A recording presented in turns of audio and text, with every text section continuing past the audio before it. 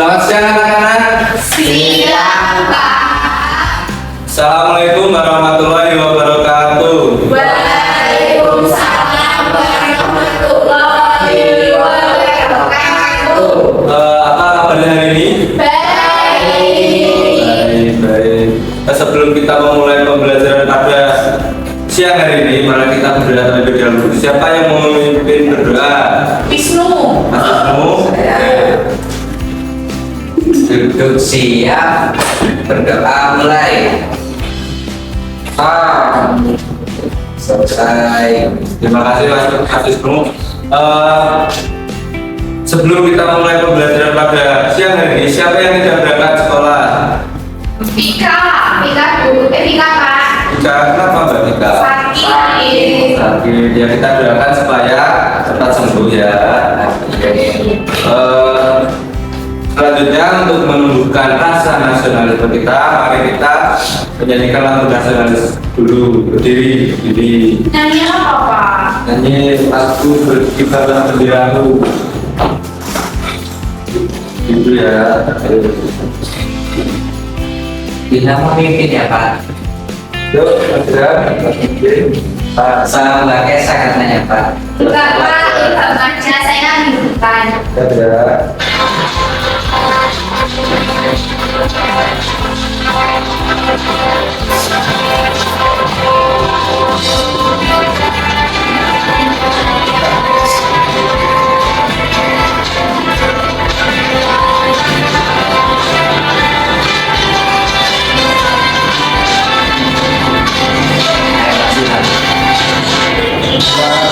Bendera pulang suci bermeriah di seluruh tanah Indonesia. Pujaan bangsa, siapa berani menurunkan kau serta karyamu membela. Sampai aku yang berlian berjalan selamanya. Ya, terima kasih. Silakan duduk. Mari Pak. Selanjutnya, tujuan pembelajaran kita ini adalah memeragakan pesan dalam domain sebagai bentuk ungkapan diri menggunakan kata-kata baku dan kalimat efektif. Oke. Sebelum itu, ada yang tahu minggu kemarin kita belajar apa? Pidato. Kemarin kan sudah pidato di depan ya. Iya. Sekarang dari yaitu apa itu kata baku? Siapa yang tahu apa itu kata baku? Tidak tahu, Pak. Tidak tahu.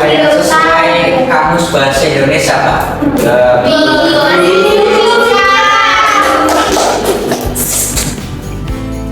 kata baku adalah kata yang penggunaannya sudah sesuai ejaan dan aturan pedoman bahasa Indonesia yang baik dan benar. Ini bersumber kepada Kamus Besar Bahasa Indonesia (KBBI).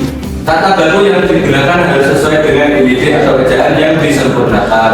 Biasanya kata baku digunakan dalam kegiatan atau hal-hal yang resmi seperti dalam bentuk surat maupun naskah pidato. Nah, naskah pidato minggu kemarin itu harus menggunakan kata baku ya.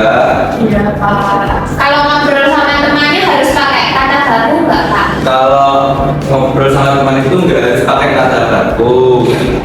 Ini untuk kegiatan atau acara-acara yang resmi itu wajib pakai kata baku tadi. Oke. Di sini ada ciri-ciri kata baku. Ada yang bisa berbicara? Iya. Yang pertama ada tidak dipengaruhi bahasa daerah tertentu. Terus yang kedua tidak dipengaruhi bahasa asing.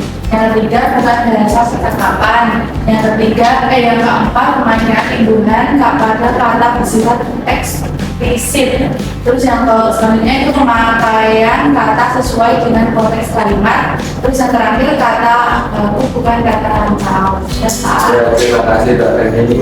Bukan kata rancau apa ya Pak?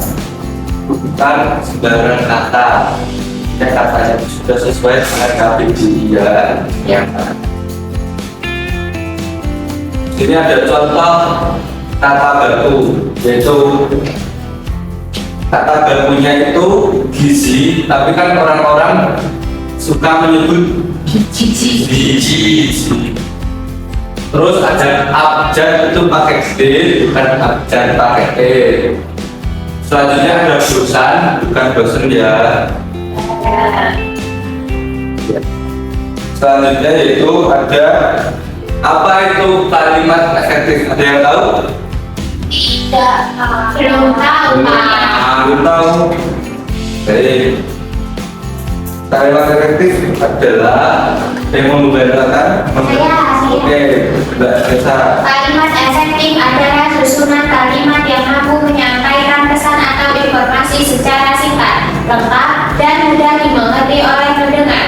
Dalam sebuah kalimat efektif, penggunaan kata diminimalisasi sebaik mungkin, tapi tetap mudah dimengerti. Penggunaan kata secara berlebihan justru menimbulkan pemborosan kata, dan hal ini bertentangan dengan prinsip singkat dalam kalimat efektif. Ya, itu tadi kalimat efektif. Sudah tahu? Sudah Pak. Selanjutnya yaitu ciri-ciri kalimat efektif. Ciri yang pertama yaitu struktur yang jelas dan logis. Yang kedua, makna jelas dan tidak ambigu. Yang ketiga, penggunaan kata yang tepat dan hemat. Yang terakhir, logis dan tidak bertentangan dengan akal sehat. Oke, baik. Materi Bapak sudah selesai. Ada yang mau ditanyakan terlebih dahulu? Belum? Belum. Kalau belum, Bapak minta tolong 3 orang maju ke depan. Yuk. Mbak Lila. Siapa yang mau maju ke depan? Yuk. Bapak minta tolong. Mbak Lila Kak tadi diem. Yuk, Mbak Lila sama siapa? Pak Lila. Sama Anissa. Ya, ayo maju yuk. Tolong. Ayo bantu Bapak dulu.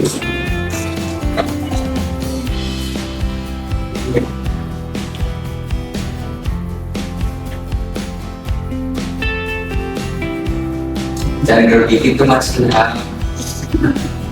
Lebih nempel lagi nanti.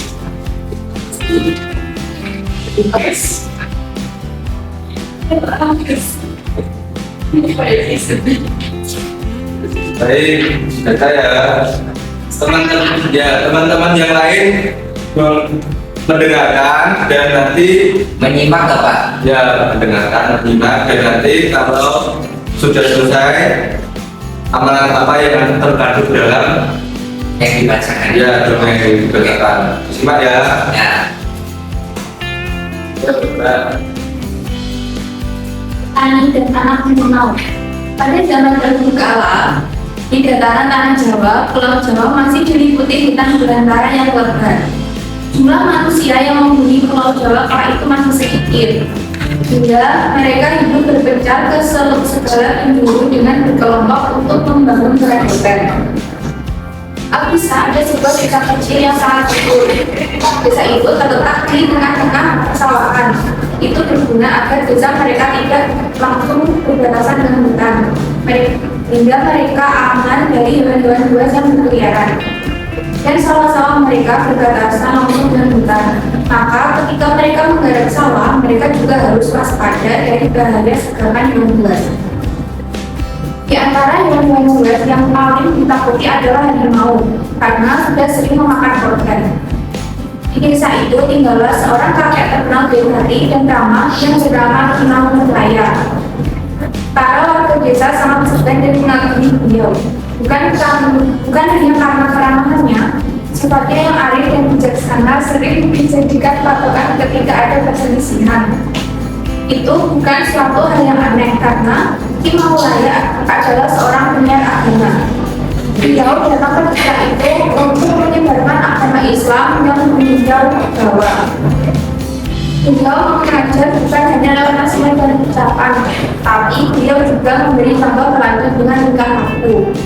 Pada suatu pagi, Imam Nurlaya berangkat ke sawah seperti hari biasa. Dia membawa cangkul dan sebungkus bekal. Sesampainya di sawah, Imam Mulaya pun melakukan kegiatan seperti biasa. Dan kegiatan hari Jumat sore, Imam Mulaya pun bersiap pulang. Di tengah-tengah perjalanan menuju rumahnya, Imam Mulaya terkejut oleh suara yang didengarnya. Itu adalah suara binatang yang dia paham betul dan sepertinya binatang itu sedang dalam masalah hidup pertolongan. Imam Mulaya pun mencari dari mana suara itu berasal. Dan dia pun menemukan sebuah lubang jebakan dan dilihatnya di dalam lubang itu ada 3 ekor anak harimau yang terjebak tak bisa keluar. Melihat bahwa binatang yang dia temukan bisa membahayakan, dia pun tertegun sejenak. Terjadi pergulatan dalam hati. Satu sisi dia kasihan pada hewan itu dan ingin menolongnya, tapi pada sisi lain ketakutan juga menyelimuti hatinya. Akhirnya setelah beberapa saat terpaku, Imam Mulaya dapat menekan rasa takutnya. Aku percaya bahwa kebaikan pasti dibalas dengan kebaikan pula. Bismillahirrahmanirrahim. Imamnya menunjukkan hati kemudian masuk ke dalam makam. Dia keluarkannya suatu anak harimau itu. Setelah semua terangkat, dia pernah keluar dari lubang itu. Tapi baru saja dia sampai di atas, tiba-tiba dari semua keluarlah seekor harimau yang sangat besar. Harimau itu adalah induk dari 3 anak harimau yang dia tolong. Imam Mulaya pun gemetar dan berkeringat dingin. Rasa takut telah menjalar ke seluruh tubuhnya. Tapi dia mencoba mengendalikan diri yang ada di pikirannya saat itu hanya pasrah dan kehendak sang pencipta. Dia pun mencoba menenangkan diri dan menekan rasa takutnya. Aku tak berniat menyakiti anak-anakmu. Aku hanya mencoba menolong mereka. Katanya dengan bibir bergetar, apakah kau akan membalas kebaikan? Kalau itu kehendakmu, aku ikhlas jadi sahabat kamu. Tapi dengan satu kejadian, jangan pernah kau ganggu anak cucu dan semua keturunanku. Sebagai balasan, aku selamatkan keturunan kali ini. Kata Imam Mulaya pada harimau itu.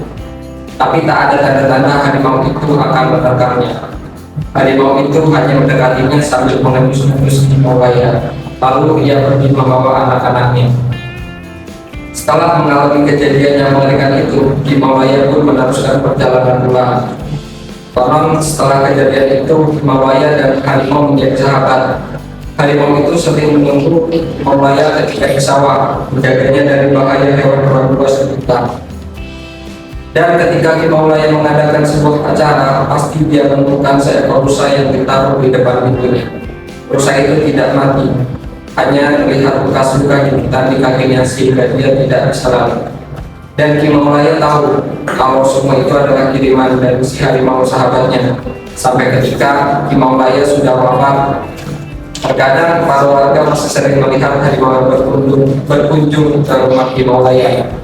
Harimau itu hanya duduk sebentar di pelataran kemudian kembali ke dalam hutan. Entah itu induk harimau yang menjadi sahabat Imam Mulaya dulu atau anak turunannya. Tapi yang pasti anak cucu Imam Mulaya tak lagi heran jika pagi-pagi membuka pintu mereka menemui seekor harimau yang tidur di pelataran.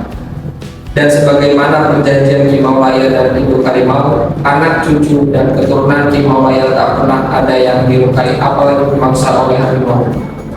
Dan apa yang diyakini Imam Mulaya kini terbukti, kebaikan pasti dibalas dengan kebaikan dulu. Selesai. Terima kasih. Dikasih apa? Dikasih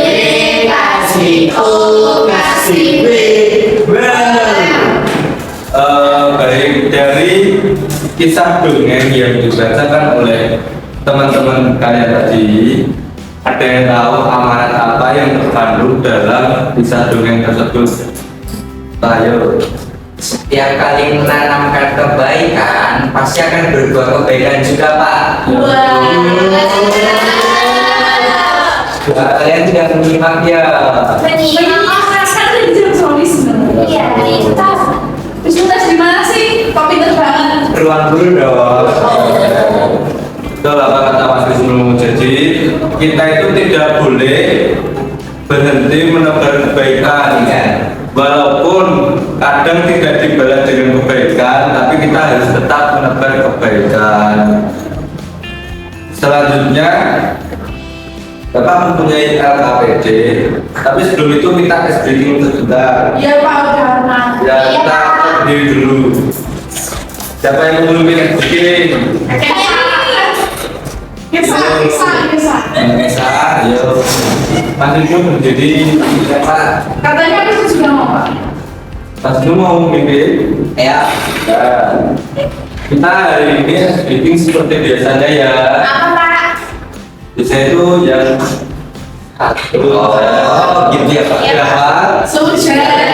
Ayo, hitungi Mbak Kesa. Ikutin ya teman-teman. Iya. 1, 2, 3. Satu jari kanan, satu jari kiri, ku gabung jadi dua, jadilah jembatan. Dua jari kanan, dua jari kiri, ku gabung jadi empat, jadilah kamera cekrek. Tiga jari kanan, tiga jari kiri, ku gabung jadi enam, jadilah menara Tinggi. empat jari kanan, empat jari kiri, ku gabung jadi delapan, jadilah telinga. Lima jari kanan, lima jari kiri, ku gabung jadi 10, jadilah tepuk tangan. Ini ya, silakan dulu. Selanjutnya kita mengerjakan KKPD, kita bagi menjadi dua kelompok. Yang sebelah sini Garis depan, gak acak. atau mata Acak. acak. Iya saja. Kan ini ada dua kelompok, jadi mau hitung ya. Ya. Satu, dua, satu, dua, satu, dua.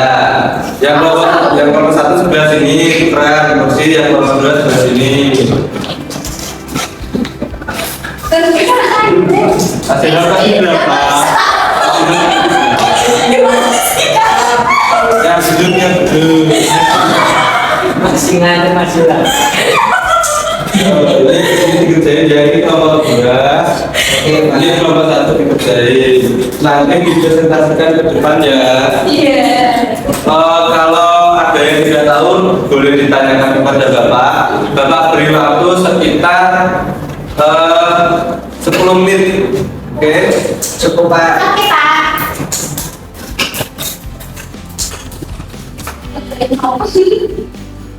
Kamu Nah ini kata bentuknya cukup berapa? Ini yang boleh tidak? kata belumnya 5 boleh. Tidak bagus juga 5.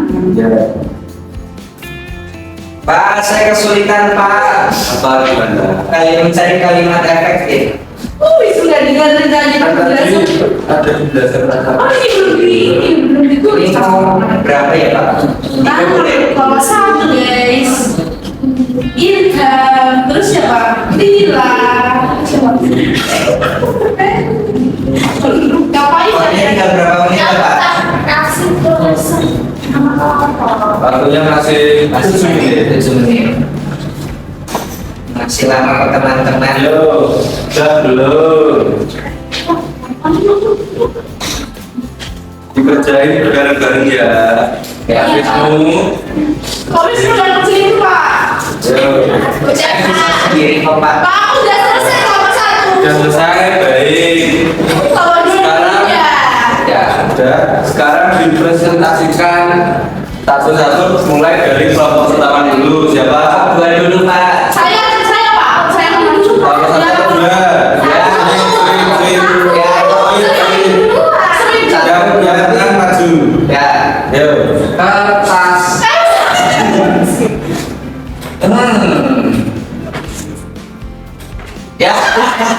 Ya, Mas Wisnu nama Ya, oke, silakan. Mas Wisnu yang mau maju. Mas Wisnu sebagai cowok itu Sebagai ketua kelompok. harus memimpin jadi pemimpin yang benar. Ya, Pak. Iya. Oke, sekarang presentasikan. Teman-teman, kelompok 1, saya akan mencari kalimat efektif. Kami menyebutkan 3 kalimat efektif, teman-teman. Yang pertama, ibu memasak gulai di dapur, itu sudah efektif. Terus yang kedua, anak itu pintar membaca. Terus baju itu besar sehingga tidak nyaman dipakai. Nah, itu kalimat efektif dari kelompok saya, teman-teman. Ya, terima kasih Mas Wisnu. Ya. Dikasih apa?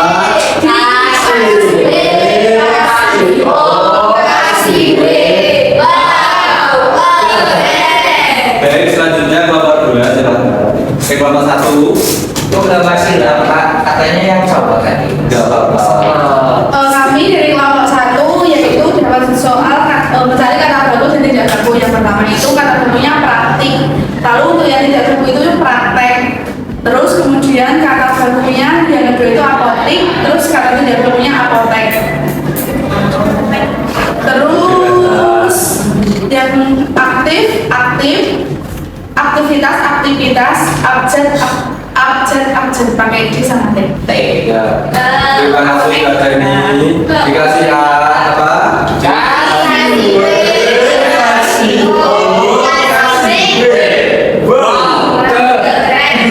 Baik, dikumpulkan dulu. Yeay. Pulang. Dan sebentar, kita sebentar lagi pulang ya. Kembali ke tempat duduknya nggak, Pak? Ya mau kembali atau enggak? Ya. Ini apa di sini? Ya udah pulang. Ini Pak, kaosnya sama aku ya? Iya, aku mau pulang. Oh, kamu kan diketanya sama di sini. Ya nggak boleh begitu ya. Ya, lepas. Ya bapak ya sudah kita sebentar lagi pulang. Korban itu juga sering hilang loh, Pak. Ya. Terus berhubung materi bapak sudah selesai, bapak refleksi terlebih dahulu. Tadi kita belajar apa?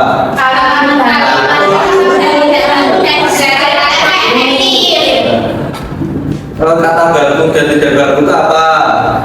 Ya, ada di kamus. Kata yang sesuai dengan kamus asli. Kan sederhana penjelasannya. Terus apa? Kalimat efektif. Apa itu kalimat efektif? Rangkaian kalimat dari kamus kata baku.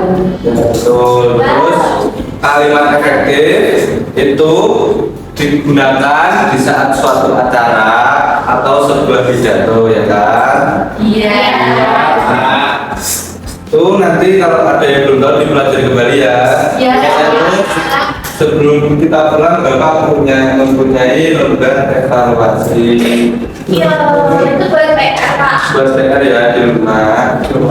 Saya mau ngerjain sama Inam ya, Pak. Tidak boleh kerjain benar-benar boleh. Kamu jadi saja ya, Pak, nanti yang Google. Ya, kalau bisa dikerjain dulu sendiri. Ya judulnya apa kalau tidak bisa. Ya. Mila, emang kamu udah punya HP nih? Kan punya ibu. Bang Balila punya ibu. Berarti udah punya. Nggak boleh gitu. Udah punya kamu sih. Pak, aku pengen ada kuis. Kuis. Iya, minggu depan pakai kuis ya. Ya, minggu depan kita menggunakan kuis. Baik, berhubung sudah jamnya untuk pulang, sebelum kita pulang, agar apa ilmu yang kita dapat tadi bermanfaat, kita berdoa terlebih dahulu. Siapa yang mungkin berdoa? Saya. Oke, Mbak Resi Udah silakan. siap? Berdoa mulai. Oh, Berdoa selesai. nanti kalau belum dijemput tunggu orang tua ya. Kalau pulang sendiri nanti jalannya hati-hati. Kalau berang tengok kanan kiri ya. Iya. Nah, Bapak cukupkan. Akhir kata wassalamualaikum warahmatullahi wabarakatuh. Waalaikumsalam warahmatullahi wabarakatuh. Terima kasih, Pak. Sama-sama. Tapi saya nggak dijemput. Ya, Pak. Pak.